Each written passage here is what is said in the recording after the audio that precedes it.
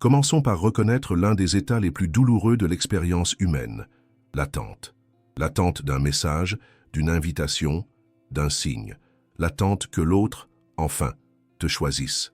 La vision de l'épigénétique, à travers Bruce Lipton, nous enseigne que attendre l'amour n'est pas un état passif ou romantique.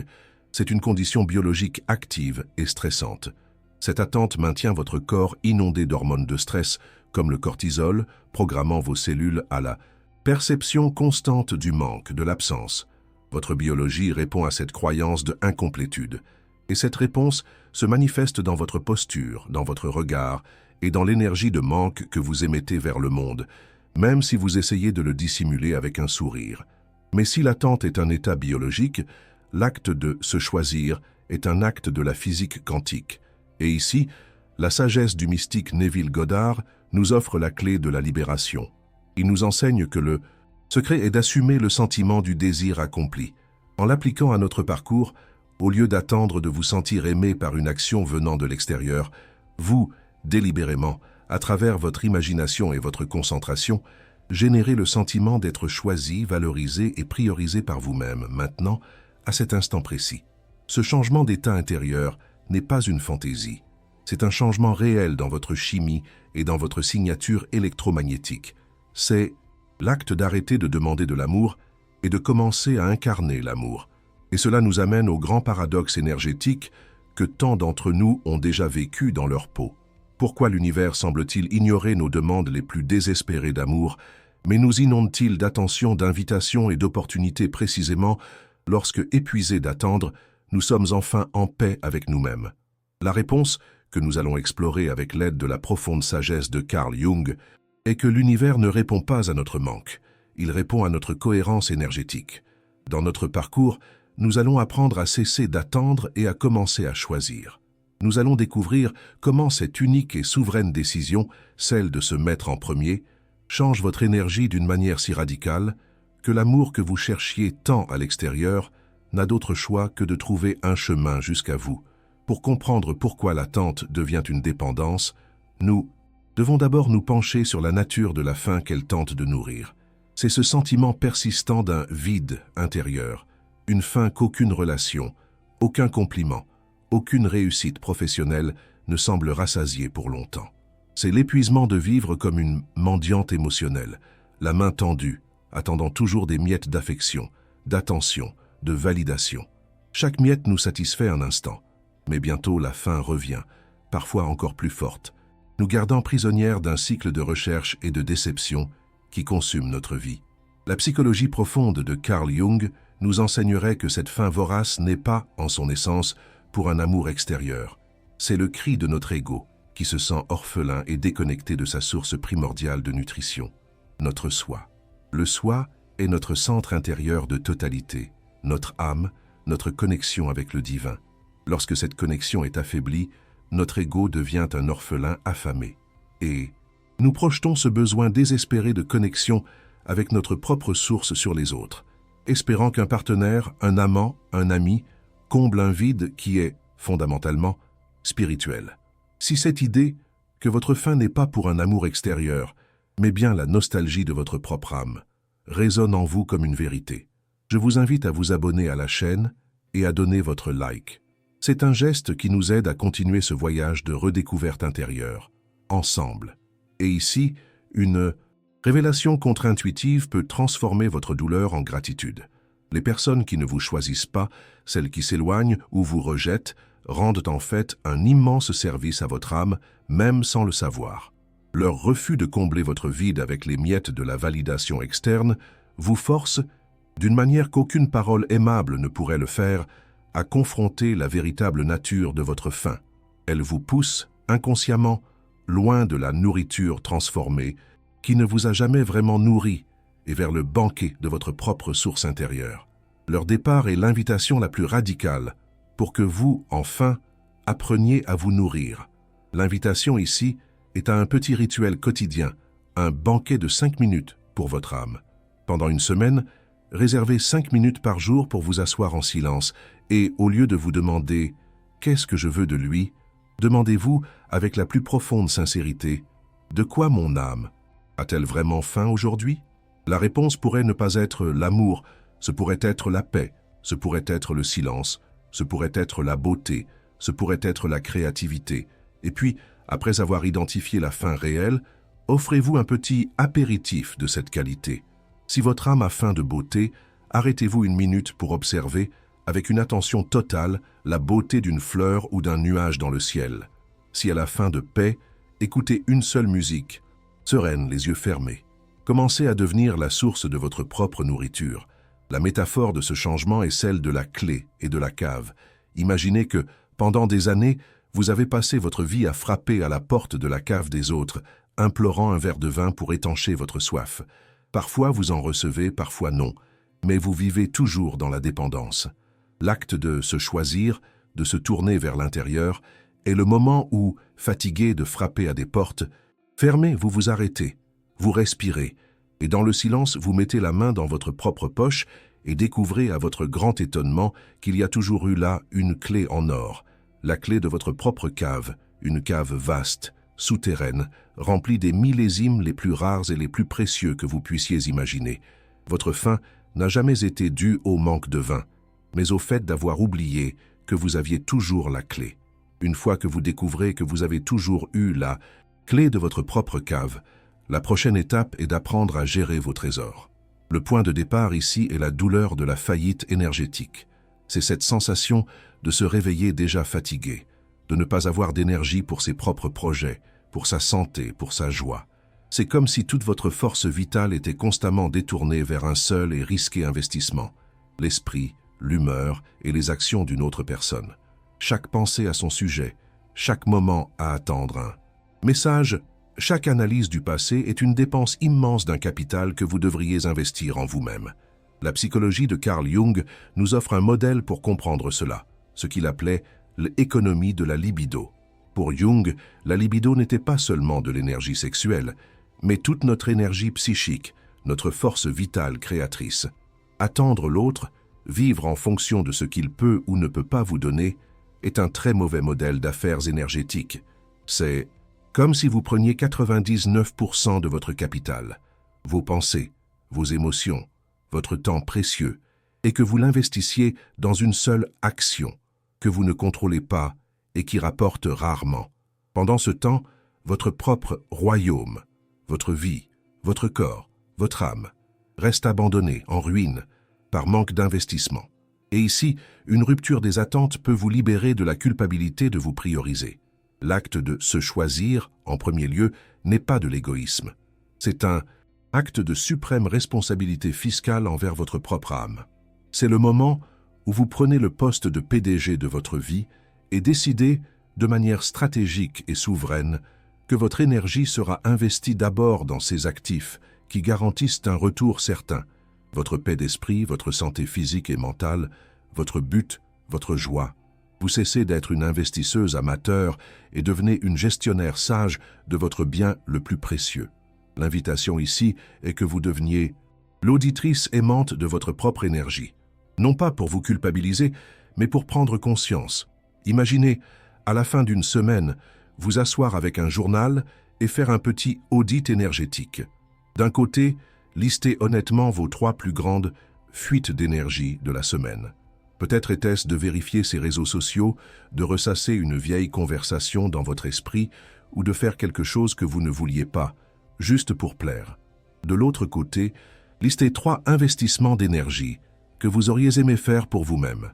Lire un chapitre de ce livre, faire une promenade dans la nature, appeler une amie chère. La semaine suivante, votre objectif n'est pas de tout changer, mais de faire un seul et petit échange. La métaphore émotionnelle pour ce décret est celle de la reine et de son royaume. Une reine sotte et en manque dépense tout l'or du trésor royal pour construire des jardins et des monuments dans le royaume voisin, dans l'espoir que le roi de là-bas l'admire et la choisisse. Le résultat inévitable est que son propre royaume devient misérable, faible et sans vie. Une reine sage, cependant, investit chaque pièce d'or dans ses propres terres. Elle construit des bibliothèques, cultive des champs fertiles, fortifie ses villes. Avec le temps, son royaume devient si prospère, si vibrant et si beau qu'il attire l'attention de rois de terre lointaines, qui viennent non pour prendre, mais pour apprendre, pour former des alliances et pour co-créer. Sa première loyauté est envers son propre royaume. Une fois que vous devenez la reine souveraine de votre royaume et que vous commencez à réinvestir votre énergie en vous-même, vous découvrez que vous avez besoin d'un gardien pour votre trésor, et ce gardien est votre nom. Le point de départ pour cette pratique est la peur profonde que la plupart d'entre nous portent de dire non. C'est la peur d'une invitation, d'une demande, d'un comportement inacceptable. Une peur qui vient de la croyance que notre capacité à être aimé est directement liée à notre capacité à être agréables et disponibles. Et ainsi, nous avalons nos non et forçons un oui avec un sourire, sentant, dans notre corps, le poison silencieux du respect de soi qui s'évanouit. Nous commettons une erreur invisible, mais fondamentale, lorsque nous croyons que nous attirons dans notre vie ce que nous désirons ou disons vouloir. La vérité est que nous n'attirons pas ce que nous désirons. Nous attirons ce que nous vibrons. Et votre vibration est déterminée à chaque instant par vos oui et vos non. Un oui que vous dites par peur, par culpabilité ou par obligation, alors que tout votre être crie non, émet une fréquence de dissonance, de dévalorisation, d'auto-trahison. Et c'est cette fréquence que l'univers vous renvoie en miroir, sous forme de plus de situations où vous vous sentirez dévalorisé et trahi. Et ici réside la révélation contre-intuitive qui transforme le non d'un acte de rejet en un acte de pouvoir. Chaque non authentique que vous osez enfin prononcer est un acte de calibration énergétique. C'est comme si vous accordiez un instrument de musique. Chaque non véritable purifie votre chant, éliminant les fréquences de soumission, de peur et de besoin.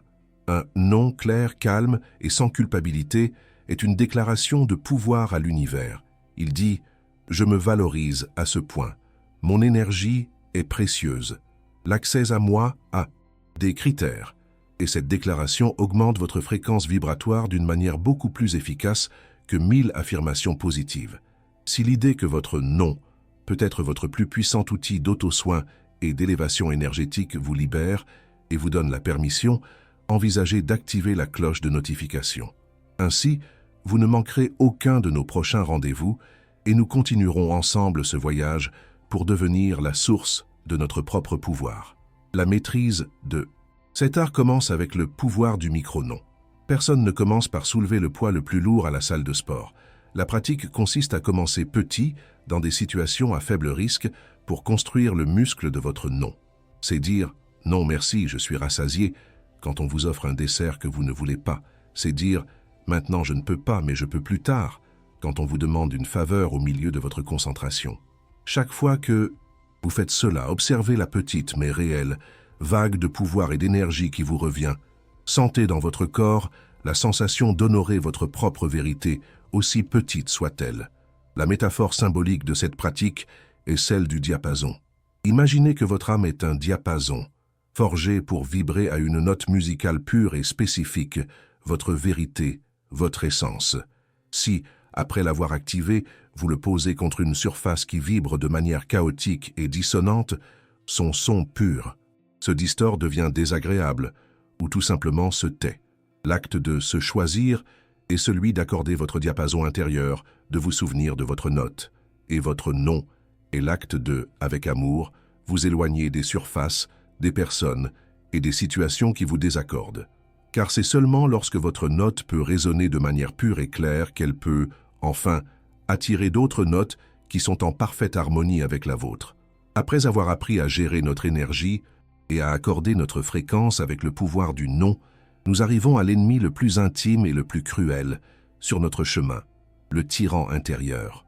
Le point de départ ici est la douleur de cette voix cruelle dans votre tête, celle qui, après n'importe quelle interaction, vous critique, vous juge et vous dit que vous n'avez pas été assez bonne. C'est la voix qui vous convainc que vous avez désespérément besoin de l'amour et de la validation de l'extérieur, car à l'intérieur, vous êtes fondamentalement défaillante. Cette voix est la source de tout notre manque. C'est la tyrannie de notre critique intérieure qui nous transforme en mendiantes émotionnelles. Pour nous libérer de cette prison, nous nous tournons vers la sagesse qui imprègne tant la psychologie bouddhiste que celle de Carl Jung, la pratique de cultiver le témoin silencieux. Il s'agit de développer, avec patience et pratique, une partie de votre conscience qui peut observer vos pensées et vos sentiments sans s'identifier à eux. C'est la capacité de voir le nuage sombre de la pensée autocritique passer dans le ciel de votre esprit et, au lieu de devenir la tempête, de rester comme le ciel vaste et silencieux qui l'observe. C'est la conscience qui apprend à dire « Ah, voici la pensée que je ne suis pas assez bonne », au lieu de se noyer dans la croyance « Je ne suis pas assez bonne ». Et ici, une rupture des attentes peut initier votre révolution intérieure. L'acte le plus radical et le plus puissant de se choisir en premier lieu n'est pas de se chouchouter avec des bains moussants ou du shopping. C'est l'acte de, finalement, choisir d'arrêter de se maltraiter. C'est l'acte de congédier, de manière consciente et délibérée, le tyran intérieur qui vous gouverne depuis si longtemps. Le changement énergétique le plus profond que vous puissiez faire dans votre vie se produit au moment où la fréquence constante et corrosive de l'auto-jugement est remplacée par la fréquence chaude et guérisseuse de l'autocompassion. Si l'idée que le plus grand acte de se choisir est simplement d'arrêter de se maltraiter résonne en vous comme une vérité libératrice, je vous invite à aimer cette vidéo et, si vous ne faites pas encore partie de notre communauté, à vous abonner. Chaque geste de soutien nous permet de continuer à créer cet espace de guérison et d'éveil. L'invitation ici n'est pas de lutter contre votre critique, ce qui ne ferait que lui donner plus de force. L'invitation est d'appeler une force plus grande, la voix de la grand-mère sage. La prochaine fois que votre critique intérieure lancera son attaque, arrêtez-vous un instant. Fermez les yeux et imaginez la grand-mère la plus sage, la plus aimante et la plus compatissante du monde, qu'elle soit réelle ou imaginaire. Approchez-vous d'elle et racontez-lui votre douleur, et puis demandez « Que dirais-tu à une petite fille chérie que tu aimes inconditionnellement et qui se sent comme ça ?» Écoutez sa réponse. Et puis, avec toute la tendresse que vous pouvez rassembler, offrez-vous ces mêmes mots. La métaphore émotionnelle pour ce processus est celle du cheval sauvage. Imaginez que votre énergie vitale, votre âme, est un cheval sauvage, beau et puissant. Pendant des années, peut-être des décennies, vous avez permis à un cavalier cruel, votre critique, de monter ce cheval, utilisant des éperons acérés et un fouet, le forçant à courir jusqu'à l'épuisement. Le cheval est blessé, effrayé et méfiant. L'acte de se choisir est le moment où vous, avec une force que vous ne saviez pas que vous aviez, renversez ce cavalier. Mais le travail ne s'arrête pas là. La guérison est le processus lent et patient de s'approcher de ce magnifique cheval, non pas avec une selle mais avec une pomme à la main. C'est lui parler avec douceur, c'est guérir ses blessures. C'est, pour la première fois de votre vie, lui demander, avec respect et amour, où voudrais-tu aller, après avoir entamé le voyage de nous choisir, en réallouant notre énergie, en accordant notre fréquence et en congédiant notre tyran intérieur, nous entrons dans la phase la plus difficile, celle de la foi. Le point de départ ici est la douleur de l'impatience et du doute. C'est cette voix qui, après quelques semaines d'efforts, murmure « Je suis en train de me choisir », mais rien ne se passe. Aucun nouvel homme n'est apparu. Il n'est pas revenu plein de remords. Est-ce que tout cela fonctionne vraiment? C'est la tentation d'abandonner le processus parce que les résultats externes ne sont pas immédiats. L'erreur invisible qui nous ramène à l'ancien schéma est de chercher la validation externe que notre travail interne fonctionne. Au moment où vous cherchez un signe, là-dehors, pour prouver que votre changement ici-dedans est réel, vous retournez subtilement à l'ancienne programmation. Vous placez encore le pouvoir à l'extérieur, vous faites encore du monde extérieur l'autorité sur votre propre réalité intérieure. Le vrai changement exige une foi radicale en votre propre processus, indépendamment de ce que le miroir du monde reflète au moment présent. Et ici, une révélation contre-intuitive peut vous donner la force de continuer. La première preuve de votre changement énergétique ne sera pas externe, elle sera interne, et elle sera beaucoup plus subtile et beaucoup plus profonde que l'arrivée d'un nouvel amour. Ce sera un moment de paix inattendu dans une journée chaotique. Ce sera un rire authentique et venant du fond du ventre, pour quelque chose de stupide, et la perception que vous n'aviez pas ri comme ça depuis longtemps. Ce sera un nouvel intérêt qui surgit dans votre esprit, une curiosité qui vous tire dans une nouvelle direction.